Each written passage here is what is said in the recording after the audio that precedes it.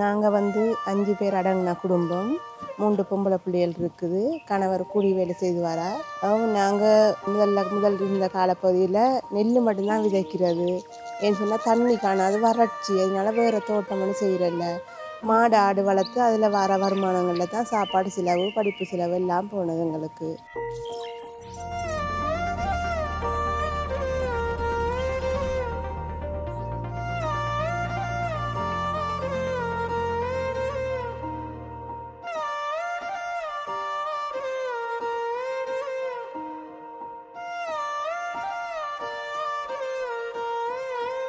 City அமைப்பின் நிதி உதவியுடன் UNDPR நிறுவனத்தினால் வீட்டு தோட்டம் என்று சொல்லி தூவல் தந்தவங்க.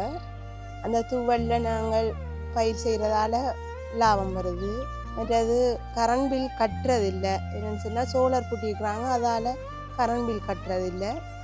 மற்றது பயோகேஸ் ஒன்று தந்துருக்குறாங்க தானே, அதால் கேஸ் பண்ணுற இல்லை. விறகு செலவு, கேஸ் அதெல்லாம் விறகு குறைவு, கேஸ் சிலிண்டர் வேண்டதே இல்லை. அதுலேயே என்னோட சமையல்லாம் போயிட்டு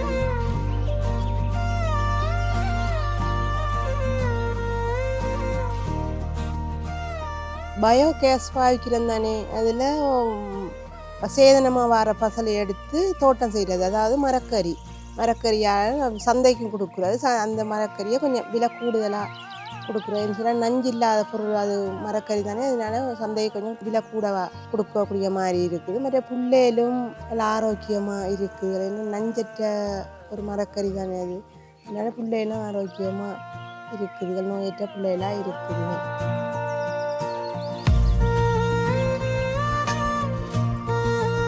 இந்த உதவி திட்டத்தால் என் பிள்ளை மேல் படிப்புக்கு வருமானம் வருது. மற்ற கொஞ்சம் காசு சேமித்து வைக்கக்கூடிய மாதிரி இருக்குது. மற்ற பிள்ளைகளுக்கு நல்ல ஆரோக்கியமான சாப்பாடு வாங்கி கொடுக்கக்கூடிய மாதிரி இருக்குது. அதுகளில் ஸ்கூல் படிப்பு செலவு, மற்ற டியூஷன் படிப்பு செலவு எல்லாத்துக்கும் கொடுக்கக்கூடிய மாதிரி இருக்குது.